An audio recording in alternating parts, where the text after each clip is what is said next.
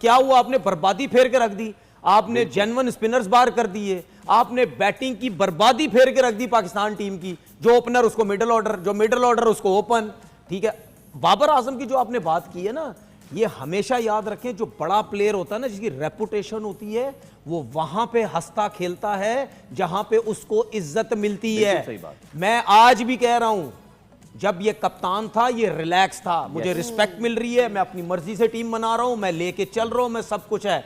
जहां पे आपने उसकी धजियां फेरनी शुरू की, आपने उसको मेंटली गिराया, वो गिर गया नीचे। अब पेशावर जल्मी में वो कप्तान बना हुआ है। आप सब कुछ चीजें देखें, वो आपको प्रेस कॉन्फ्रेंस में भी आता हुआ नजर आएगा, पाकिस्तान टीम में नजर आता है आपको कभी? प्रेस कॉन्फ्रेंस में नहीं आता। कैचिंग करता है, फील्डिंग करता है, हंसता है, खेलता है, सब कुछ होता है।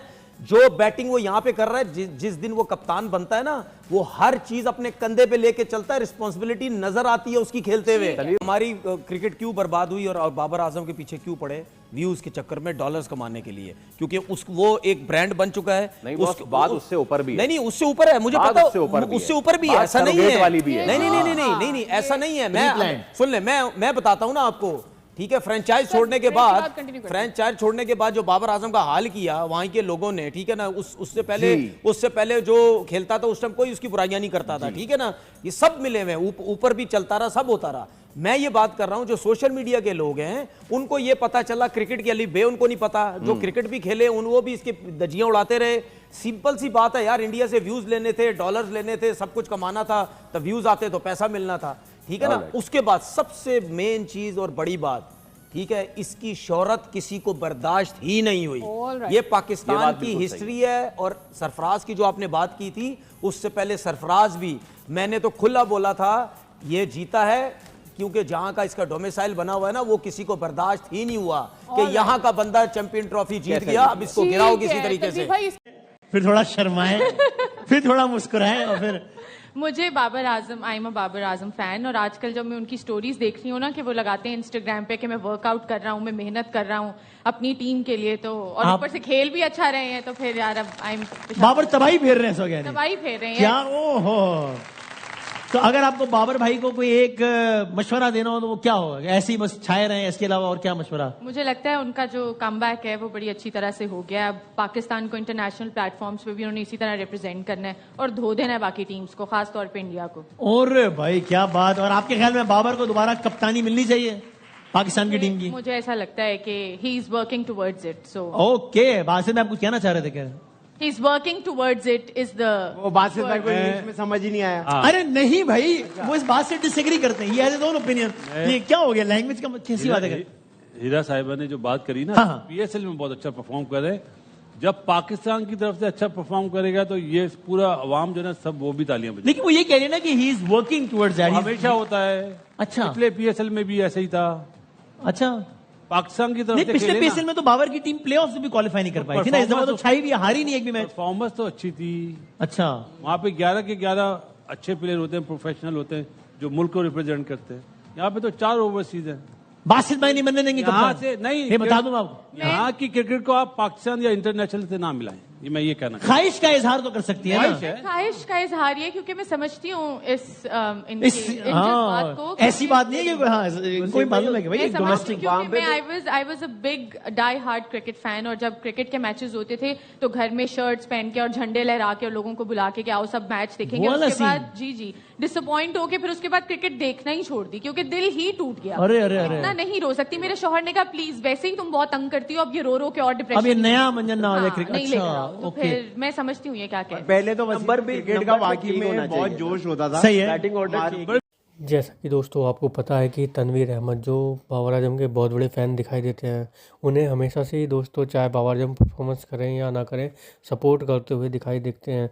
लेकिन अगर हम बात करें दोस्तों तनवीर अहमद की, तो तनवीर अहमद इस टाइम बाबर आजम की बहुत ज़्यादा तारीफ़ करते हुए दिखाई पड़ रहे हैं। हालांकि पहली बार नहीं है कि तनवीर अहमद तारीफ़ करते नजर आ रहे हैं, क्योंकि दोस्तों बाबर आजम ने पेशावर जर्मनी की तरफ से खेल रहे हैं पाकिस्तान पीएसएल लीग के अंदर।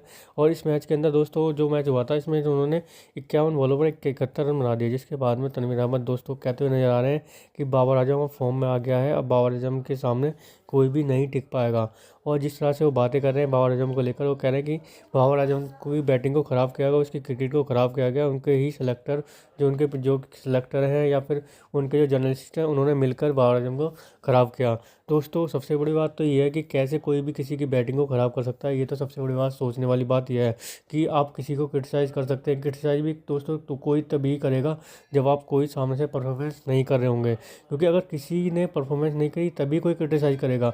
बाकी अगर दूसरी ओर अगर हम इस बात में देखें कि क्रिटिसाइज़ करने से अगर परफॉर्मेंस जा रही है तो आप परफॉर्मेंस करके दिखाइए, उसके बाद में क्रिटिसाइज़ खुद ही बंद हो जाएगा। लेकिन तनवीर अहमद हैं दोस्तों जो हमेशा से बाबर आजम के एक तरह से पल्लू की तरह पीछे लगे रहते हैं और उनको हमेशा सपोर्ट करते दिखाते हैं। चाहे देखा जाए तो चाहे वो कितने मैच आ जाए, कितने भी स्ट्राइक रेट से खेलें, कुछ भी खेलें, लेकिन उन्हें हमेशा सपोर्ट करते दिखाई पड़ता है। इसी कारण उन्हें काफ़ी ज़्यादा सुनने को भी मिलता है। तो दोस्तों आगे देखते हैं वीडियो में क्या होता है। वो कुछ नहीं समझते, वो 150 का टारगेट बनाते हैं, 155 का टारगेट बनाते हैं। मतलब आप देखें कि पुराने दौर में आप चले जाएं तो उसमें आप पाकिस्तान की तरफ से अगर फास्ट बॉलर्स देखें तो उसमें मोहम्मद शमी थे, शोएब अख्तर, फिर उसके बाद इसी तरह आमिर हो गया, हसनैन वगैरह, ये बाद में है। उस लॉट तक जो है वो 140 आम होती थी स्पीड, ठीक है, 145 150 एग्जैक्टली ऐसे ही है। लेकिन अब जो है आपके पास फास्ट बॉलर स्पीड वाले तो हैं, लेकिन मेरी वही बात है कि ना स्विंग है ना दिमाग है। तो ये चीज़ें जब तक आपको एक मैच्योरिटी तब तक नहीं आती जब तक आप डोमेस्टिक की मार नहीं खाते या आप पूरे प्रोसेस के साथ नहीं होकर रहते। यहाँ पर अनफॉर्चुनेटली किसी लीग में जो अच्छी आपकी ताल्लुकदारी वाली हो फ्रेंचाइज, उसमें आप एक एक टेप बॉल का मैच खेलें, आप सीधा जो है वो आप ट्रायल दें, आप उधर फ्रेंचाइज खेलें और फिर आप उसके साथ अगर आपको बिग बैश मिलता है वो खेल लें, या फिर उसके बाद आप कोई भी लीग खेल के डोमेस्टिक में 2-3 मैच खेलें और अपनी स्पीड दिखाएं। स्पीड गन उनके पास है आजकल, स्पीड गन से वो देखते हैं 145, ओए होए ये पाकिस्तान। ऐसे नहीं होता भाई, आप 135 वाले को देखो और 145 वाले को देखो, स्पीड कंपैरिजन ना करें। तो दोस्तों आपने देखा जैसे कि पाकिस्तानी मीडिया का रिएक्शन, उनके रिएक्शन देखने के बाद में दोस्तों जिस तरह से पाकिस्तान के शो में ही दिखाया जा रहा है कि बाबर आजम अब फॉर्म में आ चुका है। वो कह रहे हैं कि अब तो हम ये सोच रहे हैं कि बाबर आजम फॉर्म में आ गए, इसे इंटरनेशनल क्रिकेट में लेके जाए और जब वो भारत के साथ मुकाबला हो तो इस फॉर्म को वहाँ पर दिखाए, इंडिया को हराए। अब जैसे PSL के अंदर ये बैटिंग कर रहे हैं तो इंडिया को भी ऐसे ही दो हैं दोस्तों। इनके ख्वाब ही रहने वाले हैं, क्योंकि इनको भी पता है कि भारत की टीम किस तरह की टीम है। अगर भारतीय टीम के हत्थे जिस दिन चढ़ गई सही से तो इनकी टीम कहाँ पर दिखाई देगी वो तो आपको ही पता है। वहीं अगर हम बात करें दोस्तों बासित अली ने वहीं इनको रिप्लाई देते हुए कहा कि ये जो बाहर की टीम है वो PSL की टीमें नहीं है जिन्हें आप ये सोच रहे हैं, वो इंटरनेशनल लेवल की टीम है जो टॉप अपने 11 खिलाते हैं किसी भी चीज़ में जब खेल रहे होते हैं, तो जब ICC इवेंट में खेल रहे होते हैं। तो इसे PSL से कंपेयर ना करें। अगर आपको ये लगता है कि बाबर आजम की फॉर्म आ गई अच्छी बात है, लेकिन आप ये सोच रहे हैं कि इस फॉर्म के बदौलत आप किसी भी टीम को धो देंगे तो बहुत बड़ी गलतफहमी है, क्योंकि बाबर आजम इससे भी पहले बहुत अच्छी फॉर्म में रह चुके हैं। लेकिन देखा जाए तो उनका इंडिया के खिलाफ कुछ खास रिकॉर्ड नहीं है। जब वो पीक टाइम पर भी चले थे उस टाइम पर भी उन्होंने कुछ खास नहीं कर पाए थे इंडिया के खिलाफ में। वहीं दूसरी ओर अगर हम बताएं दोस्तों जिस तरह से ये खबरें चल रही है कि बाबर आजम अब फॉर्म में आ गए हैं, बाबर आजम ये हो गया, तो तनवीर अहमद ने दोस्तों यहाँ तक कह दिया कि उनको दोबारा से कप्तान बना दो, ओपनिंग पे खिलाओ और ये सब करो ताकि बाबर आजम को जो है वो मिलता रहे, क्योंकि उन्हें मीडिया में रहने की ज़्यादा शौक है। एक तरह से जैसे वो कहते नहीं जा रहे हैं कि उन्हें जब तक उनको इज्जत नहीं मिलेगी वो ऐसी परफॉर्मेंस नहीं करके दिखा पाते। ये सब कहना दोस्तों तनवीर अहमद का कि बाबर आजम को इज्जत दो। तो दोस्तों कैसे लगी आज की हमारी वीडियो हमें कमेंट करके जरूर बताएं। हमारे चैनल को लाइक एंड सब्सक्राइब जरूर करें ताकि आपको हमारी वीडियो प्राप्त होते रहें। धन्यवाद।